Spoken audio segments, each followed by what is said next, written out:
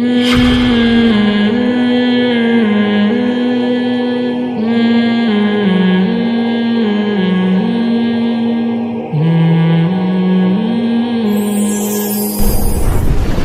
سے وہ کانسیپٹ ہی کیا ہے؟ غلط. اسلام کہتا ہے کہ فَعَصَوْا رَسُولَ رَبِّهِمْ.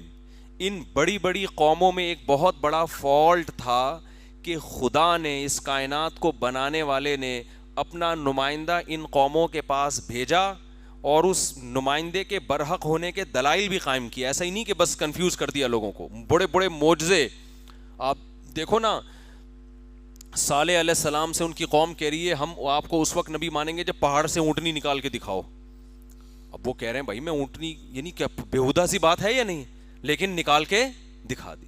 اتنے بڑے بڑے معجزے دیکھ رہے ہیں. لیکن اس کے بعد بھی اللہ کہہ رہے ہیں اس قوم میں فالٹ کیا تھا ان لوگوں میں؟ رسول ربہم، اپنے رب کے بھیجے ہوئے سفیر کی نافرمانی کی. تو اللہ کے لیے سب سے امپورٹنٹ چیز اللہ کے حکم کو فالو کرنا ہے. روٹی، کپڑا، مکان، تجارت، صحت، یہ اللہ کے لیے زیادہ امپورٹنٹ بولو نہیں ہے. اللہ کے لیے سب سے امپورٹنٹ یہ چیز ہے. اللہ کے لیے لوگوں کا پیٹ بھرنا امپورٹنٹ نہیں ہے. اللہ کے لیے اللہ کی رضا امپورٹنٹ ہے. اس رضا کے لیے پیٹ بھرو گے تو اللہ خوش ہوگا، ورنہ پیٹ بھرائے پیٹ اللہ کے ہاں اس کی ویلیو نہیں ہے. کیونکہ اگر پیٹ بھرنا ہی ہوتا تو اللہ رمضان میں روزے کیوں رکھواتا ہم کو؟ شدید گرمی میں کئی گھنٹے اللہ ہمیں خالی پیٹ رہنے کا حکم دیتا ہے. اور ایک آدمی ہٹا کٹا اگر رمضان میں آ کے آپ سے کہے کہ مجھے روٹی چاہیے، آپ کے لیے حلال ہے اس کو کھلانا؟ بولو نا کیا ہو گیا؟ گناہ میں تعاون ہوگا. بھائی تو نے روزہ کیوں نہیں رکھا؟ اگر نہیں رکھا تو میں کیوں گناہ میں شریک کروں؟ یہاں پیٹ بھرنا ثواب کے بجائے کیا ہے؟ گناہ ہے. کیوں؟ اسلام اہمیت اس کو دے رہا ہے کہ تم خدا کے حکم کو فالو کرتے ہو یا نہیں کرتے. ہمارے ہاں لوگوں کا پیٹ بھرنا اس وقت ثواب ہے، اس وقت یہ کام اچھا ہے جب ہم اس جذبے سے لوگوں کا پیٹ بھریں. انما نطعمکم لوجہ اللہ لا نرید منکم جزاء ولا شکورا. غریبوں کا دسترخوان لگا ہو، بھوک سے بلک رہے ہو اور ہم کو کھانا کھلا رہے ہو اور ان کو یہ کہہ رہے ہوں کہ ہم تمہیں خوش کرنے کے لیے نہیں کھلا رہے، ہم تمہیں اللہ کو خوش کرنے کے لیے کھلا رہے ہیں. یہی وجہ، اور اس کی دلیل بھی دیں. لا نرید منکم جزاء، اس کی دلیل یہ کہ ہمیں اس پر کوئی بدلہ نہیں چاہیے، ولا شکورا، شکریہ بھی نہیں چاہیے، ہمیں کچھ بھی نہیں چاہیے، اس کا عوض چاہیے ہی نہیں. تبھی حدیث میں آتا ہے دو قسم کے صدقے ہیں، ایک دائیں ہاتھ سے دو تو بائیں کو پتہ نہ چلے، اور ایک وہ جو اس لیے لوگوں کو دکھا رہے ہو تاکہ لوگوں کو ترغیب ہو. یہاں بھی شو مارنا، ریاکاری مقصد نہیں ہے، بلکہ اس لیے لوگوں کو دکھایا جا رہا ہے کہ لوگوں کو نیکی کی ترغیب بھی اللہ کو راضی کرنے کے لیے دی جائے گی. تو ترغیب کبھی زبان سے ہوتی ہے، کبھی اپنے عمل سے. لوگوں کو دکھا دکھا کے خرچ کرنا، اس سے لوگوں کو ترغیب ہوتی ہے، تو یہ بھی اللہ کے لیے ہو رہا ہے.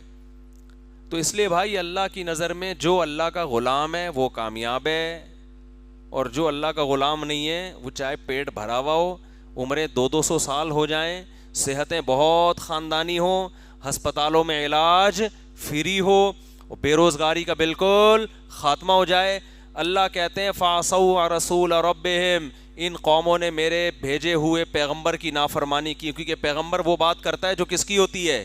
اللہ کی. وہ اللہ کا پیغام پہنچا رہا ہے. فَأَخَذَهُمْ أَخْذَةً رَابِيَةً، ہم نے بہت بڑی پکڑ میں ان کو پکڑا ہے. إِنَّا لَمَّا طَغَى الْمَاءُ حَمَلْنَاكُمْ فِي الْجَارِيَةِ، اللہ کہتے ہیں قوم نوح کو بھی دیکھو. نوح اکیلے، نہ معاشی ترقی نوح علیہ السلام کے پاس، 950 سال، نہ افرادی قوت، 40 آدمی 950 سال میں ایمان لے کر آئے ہیں. کوئی افرادی قوت ہے اس زمانے میں؟ آج کے تجزیہ نگار اگر ہوتے تو بتاؤ نوح علیہ السلام اور ان کے 40 ساتھیوں کو ترقی یافتہ کہتے یا ان کے اگینسٹ جو ہزاروں لاکھوں لوگ تھے ان کو ترقی یافتہ کہتے؟ کہتے بھائی جو ان کے اگینسٹ ہے نا کروڑوں لوگ، وہ کیا ہیں؟ وہ ترقی یافتہ. یہ 40 تو چھپتے پھر رہے ہیں، ان کی تو کوئی سنتا ہی نہیں، اور یہ مذہب کی بات کرتے ہیں.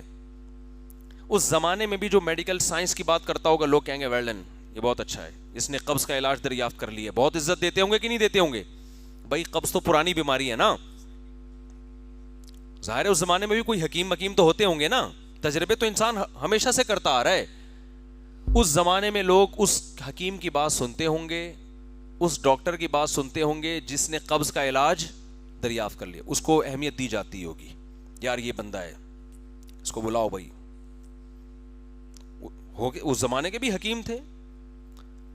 اس زمانے میں نزلے کا جس نے جو شاندہ تیار کر لیا ہوگا اس کو لوگ ویلیو, حقیقت ہے نا بھائی, زکام پرانی بیماری ہے, تو اس لوگوں نے سرچ کی ہوگی, سرچ کیا ہوگا, ریسرچ کر کے انہوں نے کوئی نکالا ہوگا یہ چیز پانی میں ابال کے پیو تو زکام کیا ہو جاتا ہے, ٹھیک ہو جاتا ہے یا کم ہو جاتا ہے. یہ تو ہمیشہ سے چلا آ رہا ہے نا.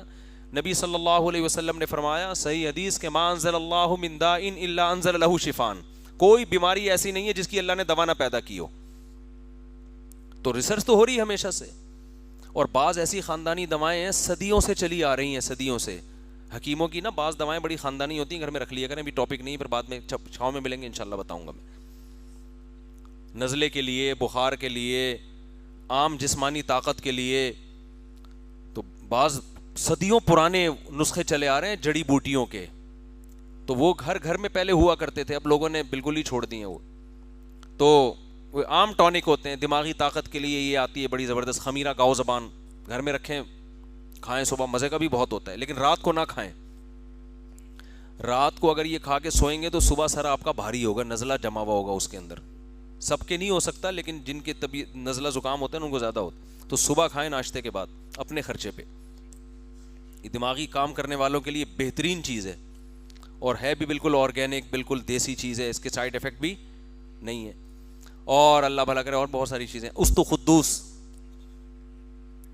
جن کے سر میں نزلہ ہوتا ہے نا, بھاری پن رہتا ہے, استو خدوس رات کو گرم پانی سے 1 چمچ ڈیلی کھا کے سوئیں, تو آپ دیکھیں گے تھوڑے دنوں میں آپ کا سارا نزلہ سر سے نکلنا شروع. یہ سب تجربے کر چکا ہوں میں اپنے اوپر, اور یہ کسی بھی حکیم سے پوچھیں وہ کہے گا یہ صدیوں پرانا نسخہ ہے.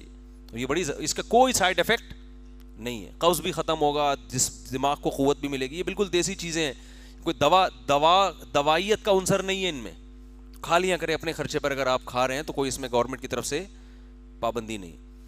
اس کا یہ مطلب نہیں کہ حکیموں کے پاس آپ جانا شروع ہو جائیں. حکیم بہت سوچ سمجھ کے جائیں, کوئی واقعی کہیں سے فارغ ہو, کوئی پڑھا لکھا ہو تو, ورنہ حکیم بڑے فراڈی آج کل مارکیٹ میں آ رہے ہیں, اسٹرائڈ ملا کے پتہ نہیں کہ ایک صاحب کہتے ہیں میں اپنی والدہ کو حکیم صاحب کے پاس لے گیا, گھٹنے کی مریضہ تھیں, حکیم نے ایک دوا دیا, والدہ کے گھٹنے فٹ فاٹ ایک دم دوڑ رہی ہیں. میں نے کہا یار کیا مارکیٹ میں حکیم آیا ہے.